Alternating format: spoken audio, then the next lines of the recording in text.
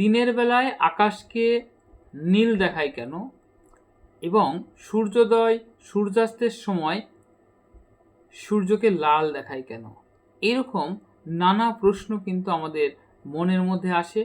আর শুধু মনেই নয়, পরীক্ষার প্রশ্নেও কিন্তু এই প্রশ্নগুলো থাকে।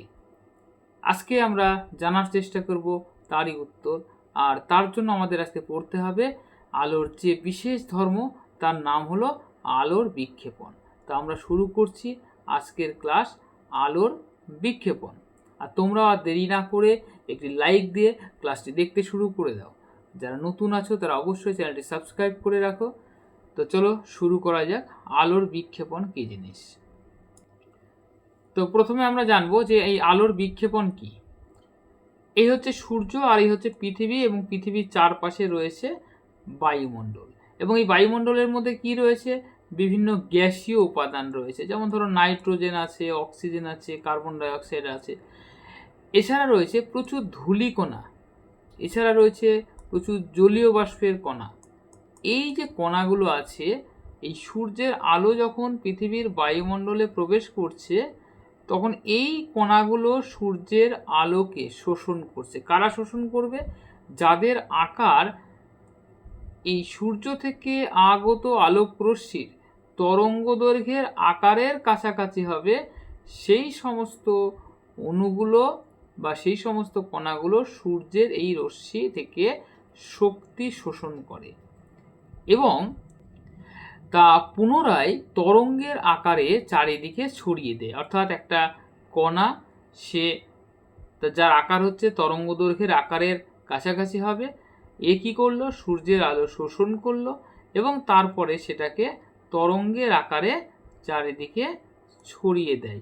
এই যে ঘটনা, একেই বলা হচ্ছে আলোর বিক্ষেপণ। তাহলে বিক্ষেপণ বলতে তুমি কি বোঝো? যদি সংজ্ঞা আসে আলোর বিক্ষেপণ কাকে বলে, তাহলে বলবে যে সূর্যের আলো যখন পৃথিবীর বায়ুমণ্ডলে প্রবেশ করে, তখন বায়ুমণ্ডলে যে ধূলিকণা, গ্যাসীয় অণু আছে, যাদের আকার এই তরঙ্গদৈর্ঘ্যের আকারের সমতুল্য, তারা সূর্যের আলো থেকে শক্তি শোষণ করে এবং তারপরে এরা আবার পুনরায় সেই শক্তিকে তরঙ্গের আকারে চারিদিকে ছড়িয়ে দেয় বা বিকিরণ করে। একেই বলা হচ্ছে আলোর বিক্ষেপণ।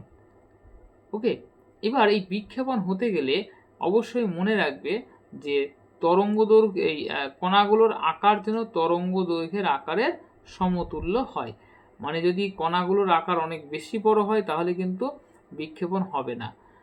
এবং আমরা এবারে পড়ব যে এই বিক্ষেপণ সংক্রান্ত একটি বিশেষ সূত্র আছে, যার নাম হচ্ছে র্যালের সূত্র।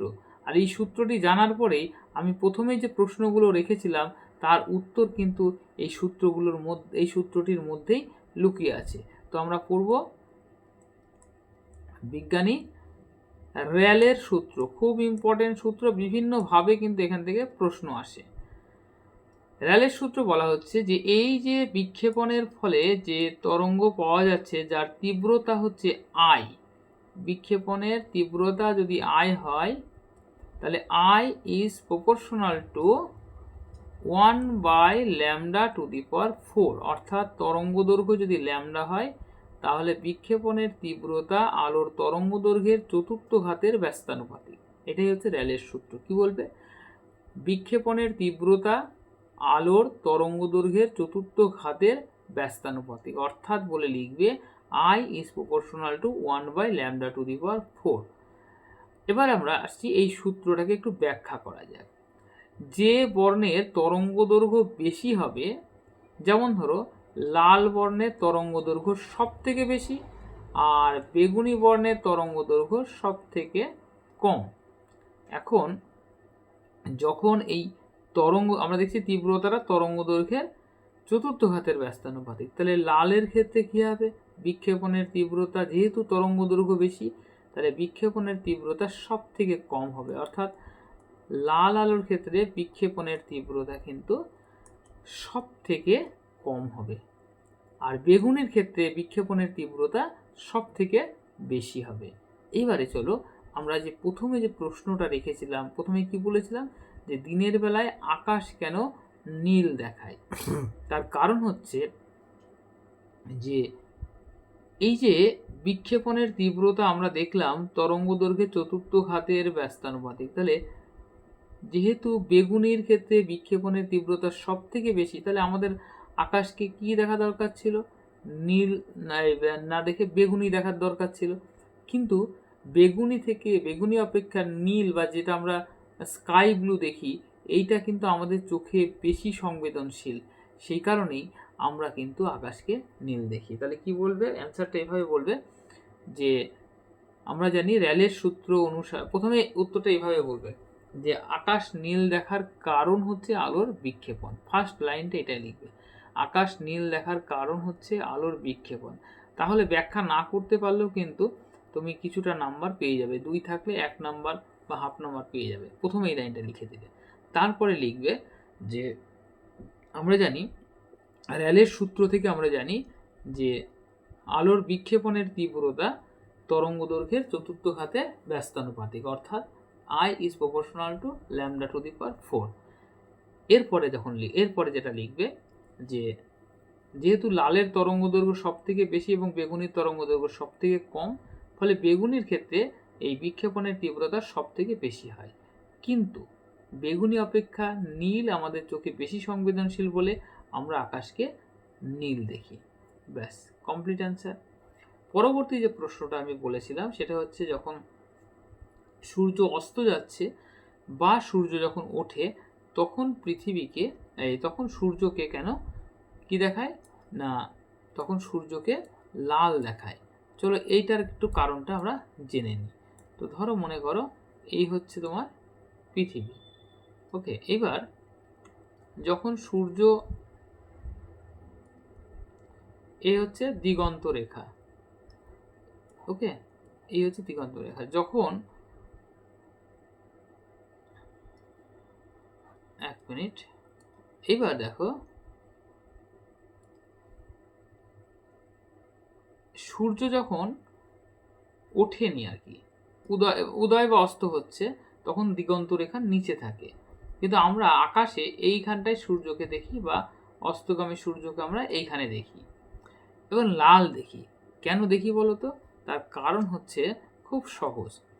এটাও আমরা কিন্তু প্রথমেই বলবো যে এর কারণ হচ্ছে আলোর বিক্ষেপণ। ফার্স্ট যেটা তোমরা বলবে এর কারণ হচ্ছে আলোর বিক্ষেপণ। এবার বলবে র্যালের সূত্র অনুসারে আমরা জানি যে বিক্ষেপণের তীব্রতা I is proportional to lambda to the power 1 by lambda to the power 4, ওকে। এরপরে তোমরা কি বলবে যে যেহেতু লালের তরঙ্গ দৈর্ঘ্য বেশি এবং বেগুনির তরঙ্গ দৈর্ঘ্য কম, তাই বেগুনি আলোর বিক্ষেপণ বেশি হয়, অর্থাৎ বেগুনি আলো খুব তাড়াতাড়ি চারিদিকে ছড়িয়ে পড়ে। কিন্তু লাল আলো বিক্ষেপণ কম হয় বলে সেটা, যেহেতু দিগন্ত রেখা যখন নিচে থাকে তখন কিন্তু অনেকটা দূরত্ব ধরো এইখানে কোনো একজন ব্যক্তি আছে, এইখানে কোনো একজন ব্যক্তি তার চোখ রেখেছে, তাহলে আলোকে কিন্তু অনেকটা পথ অতিক্রম করতে হচ্ছে। ফলে নীল বা বেগুনি এই আলোগুলো কি হচ্ছে, অনেক আগেই তারা চারিদিকে বিক্ষেপিত হয়ে ছড়িয়ে যাচ্ছে কিন্তু চোখে পৌঁছাচ্ছে না। কিন্তু এই লাল আলোটা যেহেতু বিক্ষেপণের তীব্রতা কম বলে সেটা অনেক দূর পর্যন্ত আসতে পারে এবং আমরা আকাশে সূর্যকে লাল দেখি অস্তগামী বা উদয়ের সময়। এটাই হচ্ছে তোমার অ্যান্সার। এছাড়া আমরা বলতে পারি যে রাত্রেবেলায় আমরা চাঁদের যে আকাশ দেখি, মানে রাতে হোক আর দিন হোক, চাঁদের আকাশ কিন্তু সবসময় কালো দেখায়। তার কারণ কি বলতো? কারণ হচ্ছে চাঁদে কোনো বায়ুমণ্ডল নেই। যদি পৃথিবীতেও কোনো বায়ুমণ্ডল না থাকতো তাহলে কিন্তু পৃথিবীর আকাশও আমরা কালো দেখতাম, নীল দেখতাম না। তাহলে দেখো বায়ুমণ্ডল আছে বলেই কিন্তু আমরা পৃথিবীর আকাশকে নীল দেখি। তাহলে এটাও প্রশ্ন আসতে পারে যে চাঁদে আকাশ কালো দেখায় কেন বা কেমন দেখায়, কেন দেখায়?